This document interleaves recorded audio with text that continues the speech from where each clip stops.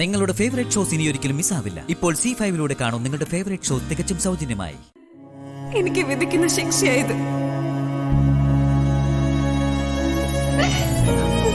മരണശിക്ഷ.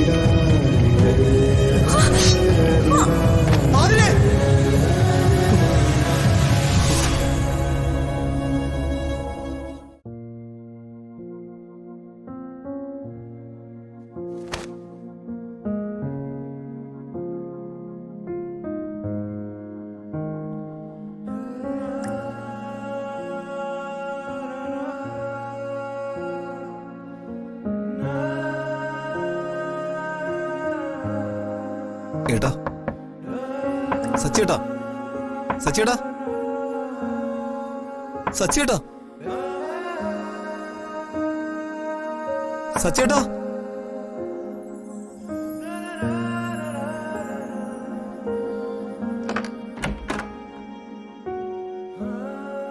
എന്താ സന്ദീപ്? എനിക്ക് ഏട്ടനോട് ഏട്ടത്തിയോട് ഒരു കാര്യം സംസാരിക്കാനുണ്ടായിരുന്നു. നീ കയറുവാ. വേണ്ട ഏട്ടത്തി, ഏട്ട ഉറങ്ങുമല്ലേ? നീ പറയാനുള്ളതൊക്കെ പറയാ.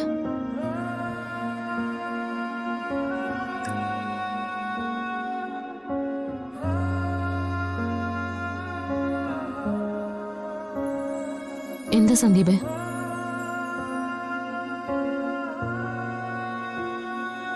അനഘയായിട്ടുള്ള വിവാഹത്തിന് സമ്മതിച്ചപ്പോ മുതൽ എന്നെ വേട്ടയിടുന്ന ചിലതുണ്ട്. അതിലൊന്ന് ഏട്ടന്റെ ഏട്ടത്തിയുടെയും എന്നോടുള്ള സ്നേഹവും കരുതലോ. ഞാനിപ്പോ വന്നത് നിങ്ങൾ കണ്ട് മാപ്പ് പറയാനാ. എനിക്കറിയാം, എന്നെ ആതിരെ വിവാഹം കഴിപ്പിച്ചത് മുതൽ ഞങ്ങളെക്കാൾ സന്തോഷം നിങ്ങൾക്കായിരുന്നു എന്ന്. എന്റെ ഇഷ്ടം ഞാൻ തുറന്നു പറഞ്ഞപ്പോ നിങ്ങൾ അതിനെ വിലക്കുന്നതിന് പകരം എന്റെ കൂടെ നിന്നു. എന്റെ ആഗ്രഹങ്ങളൊക്കെ സാധിച്ചു തന്നു.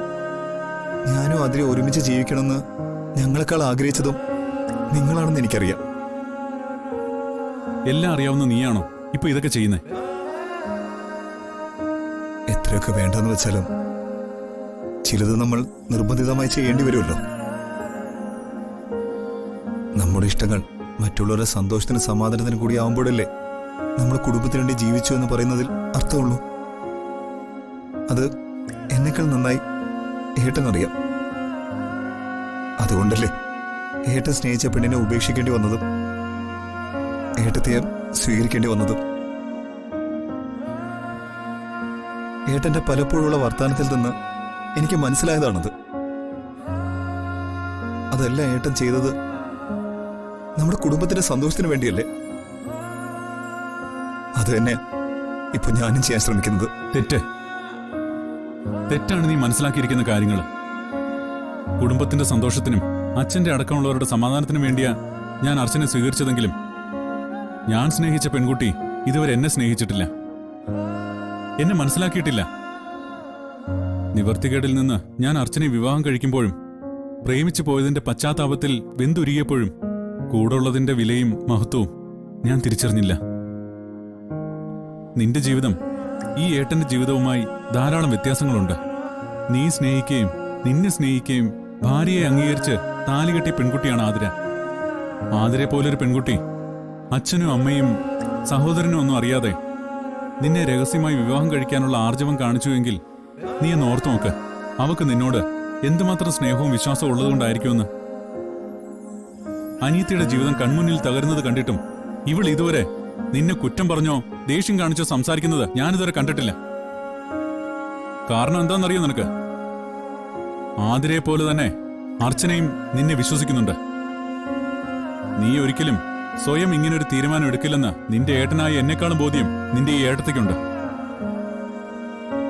എനിക്കറിയാം, ഈ രാത്രി നീ ഞങ്ങളുടെ മുന്നിൽ നിൽക്കുന്നത് നിന്റെ മനസ്സ് മുഴുവൻ കുറ്റബോധം നിറഞ്ഞിട്ടാണെന്ന്. ഇപ്പൊ 4-5 ദിവസം കൊണ്ടാ എനിക്ക് എന്റെ അനിയനെ മനസ്സിലാക്കാൻ പറ്റാതായി വന്നിരിക്കുന്നത്. അതിന്റെ കാരണം എന്റെ ഭാര്യ പറയുന്നതാണെങ്കിൽ നീ ചതിക്കുന്നത് ഞങ്ങളെ ആരെയല്ല, നിന്നോടൊപ്പം സന്തോഷമായി ജീവിക്കാൻ തയ്യാറെടുക്കുന്ന അനഘയെ കൂടിയാ.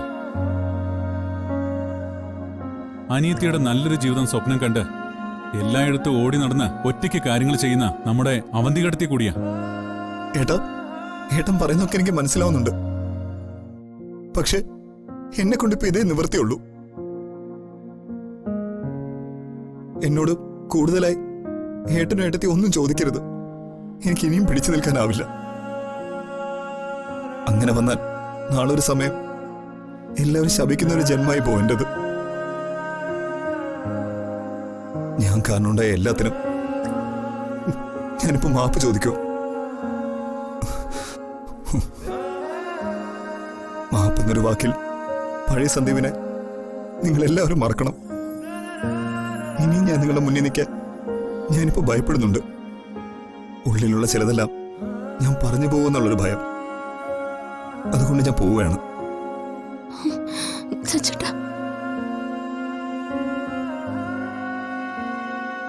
എടുത്തി അതിനോട് പറഞ്ഞേക്കണം, അവൾ ഒരു തെറ്റും ചെയ്തിട്ടില്ലെന്ന്. അവളെ ഞാൻ ഒത്തിരി ഒത്തിരി ഇഷ്ടപ്പെടുന്നുവെന്ന്, കൂടെ ജീവിക്കാൻ ആഗ്രഹിക്കുന്നുവെന്ന്.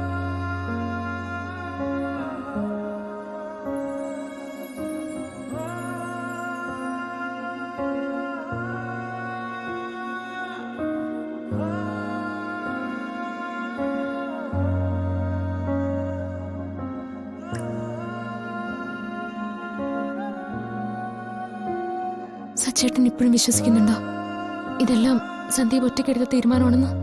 ഇല്ല. പക്ഷേ ഇപ്പൊ തന്റെ പ്രശ്നം തന്നെ എന്റെയും. ഇതെന്താണെന്നോ എങ്ങനെ ഇതിന് പരിഹാരം കാണണമെന്നോ അറിയില്ല. ഇങ്ങനൊരവസ്ഥ അവനുണ്ടായിട്ടും അത് പരിഹരിക്കാനും കൂടെ നിൽക്കാനും ആവാത്ത ഒരു കൂടപ്പിറപ്പായി പോയി ഞാൻ. എനിക്കറിയാം എന്നെക്കാൾ വിഷമം തനിക്കാണെന്ന്. എന്റെ അനിയൻ കാരണം തന്റെയും ആതിരയുടെയൊക്കെ സമാധാനം പോയല്ലോടോ. ഒരു കാര്യത്തിന്റെ ആശങ്ക ബാക്കി നിൽക്കുന്നുണ്ട് സച്ചേട്ടാ. ആതിരെ ഞാൻ എന്തു പറഞ്ഞ് ആശ്വസിപ്പിക്കുന്നുള്ളത്. ഇപ്പോ ഒരു കാര്യം ഞാൻ സച്ചേട്ടന് വാക്ക് തരാ, ഇതിന് പിന്നിൽ ആരാണെന്ന് ഞാൻ കണ്ടുപിടിക്കും. അത് സന്ദീപിന്റെ അനക്കയുടെ മുഹൂർത്ത സമയത്തിന് മുമ്പേ ആവണേന്നാ എന്റെ പ്രാർത്ഥന. ഡൗൺലോഡ് ചെയ്യൂ C5 ആപ്പ്. കാണൂ എല്ലാ എപ്പിസോഡുകളും സൗജന്യമായി.